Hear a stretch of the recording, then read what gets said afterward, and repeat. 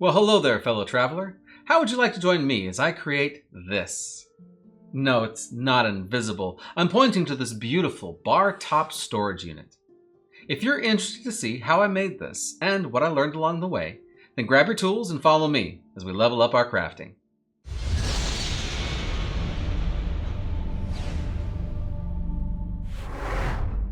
My name is Tom Tobar, and welcome to Level Up Crafting.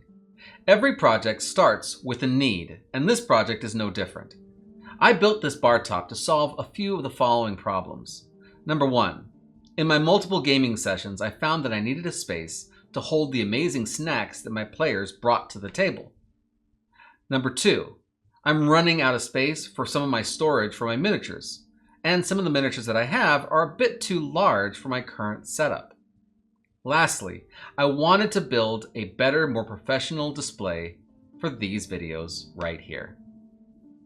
With all these specifics in mind, I knew I wanted to start to draft out a design to avoid making any large mistakes.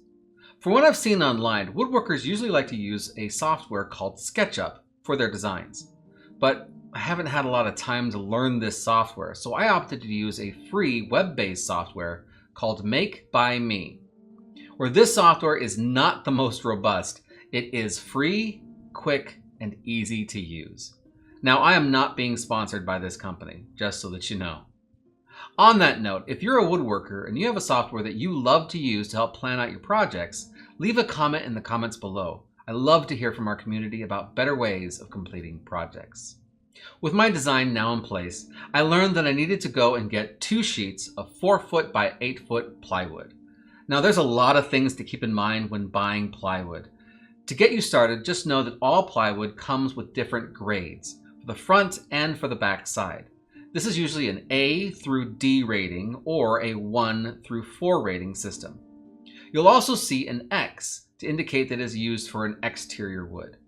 Just know that the better the rating is on both sides, the higher the price is going to be. For most at-home furniture, you're going to want to have both a higher rating of wood, minimal defects, that's also made from some kind of a hardwood. For me, however, I decided to go with something that had a little more defects to it, a lower rating, because I wanted to have more of a rough look to it on both the front and the sides of the bar. I also didn't want to spend a lot of money on something that was made to store miniatures and hold snacks. Because I also knew that I was going to be using this bar to hold a lot of different items, I decided to go with a 3/4 inch thickness to that plywood.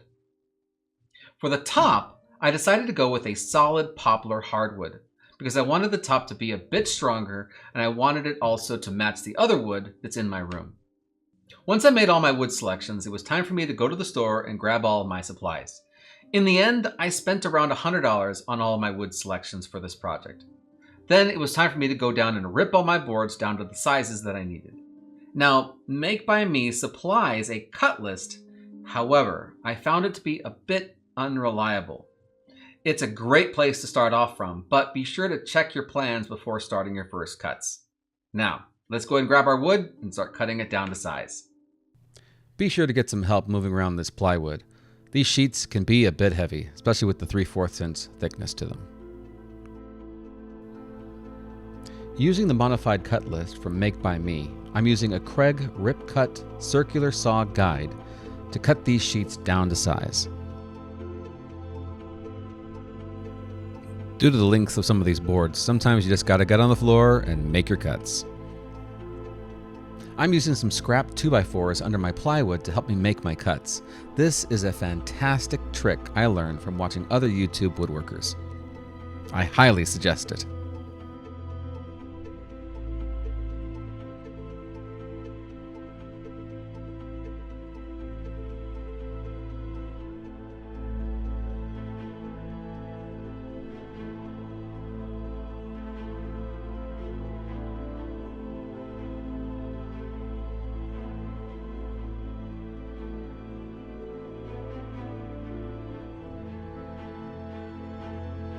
For most of my projects, I use my Craig pocket hole jig to connect all my pieces.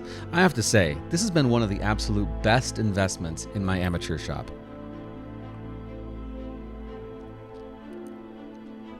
Now that I have all my plywood cut down to size and all my pocket holes are drilled out, it's time to connect my front panel to my base. Here's where I made my first real mistake. I really wish I'd used clamps to help line up my wood. But I saw other woodworkers on YouTube leaving the clamps off, so I tried it myself. Well, in the future, I'll leave that kind of wild and craziness to the professionals. I need my squares and my clamps.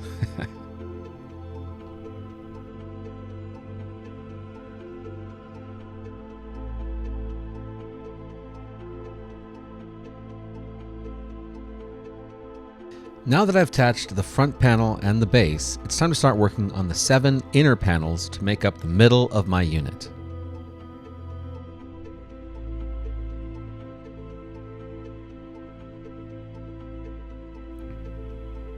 You know what time it is now. Pocket hole time.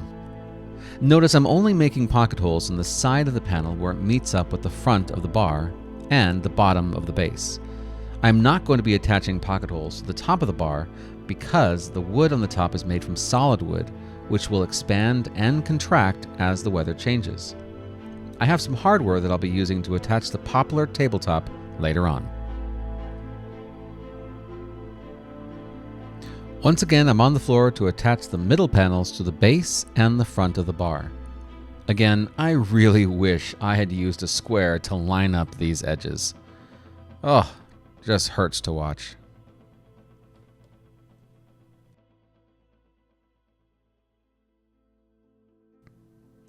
Using a spacer is an easy way to line up your next boards to keep them all uniform. Make sure not to push too hard on this spacer or you'll end up with some problems. Also, the spacer should be slightly wider than your finished width.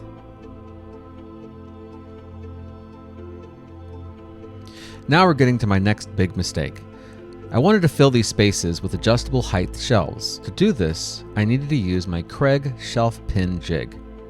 In all of my brilliance, I forgot to make these holes in my wood before attaching them to the bar. I had to use an angle drill bit in order to make these holes. Believe me when I say, this was not fun at all. Luckily for me, I only made this mistake on a few panels. This is the way I should have done it to begin with.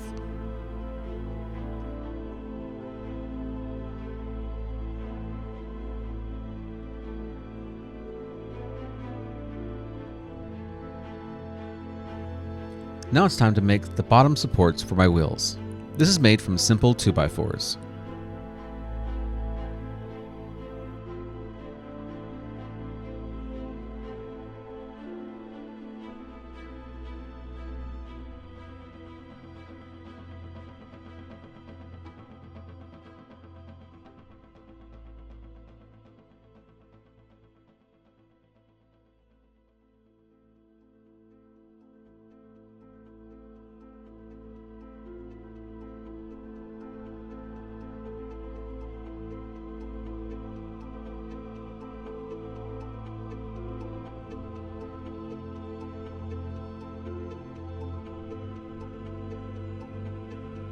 When placing my wheels, I originally placed them too close together. The center of gravity for the bar was much too narrow, so it was easy to knock over when moving it. For this reason, I eventually pushed out the wheels as far as they would go to solve this issue. If you really don't need to move your bar very much, I would recommend foregoing the wheels and placing the bar directly on the floor. You could also adjust the shape of the bar to an L shape instead, and that would also solve the problem. Unfortunately for me, neither of these options would work for the space and my needs. With the bar body completed, it was now time to start working on the bar top. Again, I'm using a poplar hardwood here that's an inch thick. Because there aren't boards wide enough for the bar top, I need to join 2 boards together. Whenever I do this, I always use my dowel jig to help the strength and alignment of the 2 boards together. Once all my boards are doweled up, it's time to apply the glue and clamp them together.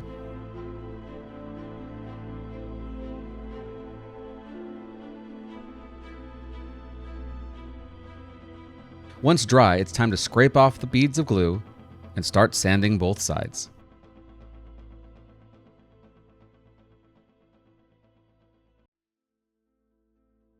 While I have my sander out, it's time to sand down the body as well.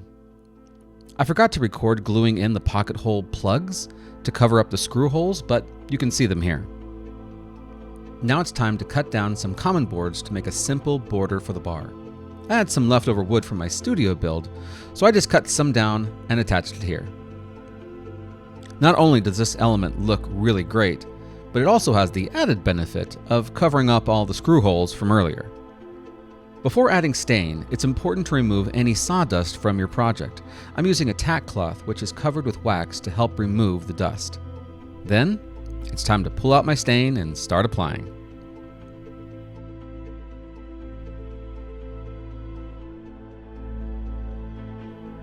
Once dry, I use a spray lacquer for the front and sides of the bar. This helps provide a light level of protection for my project. For the bar top, I did the exact same process, however, instead of using the spray lacquer, I used a wipe-on poly here because it adds a much stronger layer of protection. Since I'm going to be putting a large number of things on top of this bar top, I applied about 3 layers of wipe-on poly to make sure it lasts for a long time. Once dry, it's important to use a high-grit sandpaper to lightly knock off any small imperfections and to give the bar top a nice, smooth surface. Once sanded, simply wipe the dust off and you're done.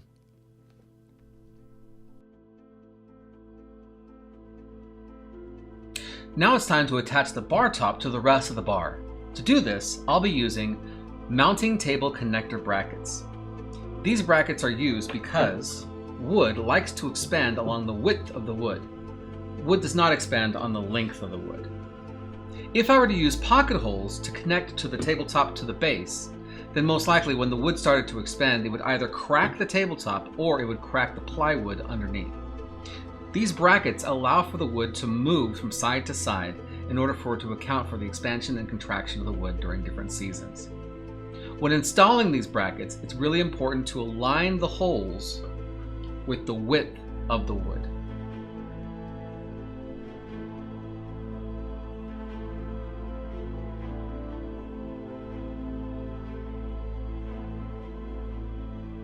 I am very happy with the design and the quality of my bar top, even though there are small imperfections that probably only I can see.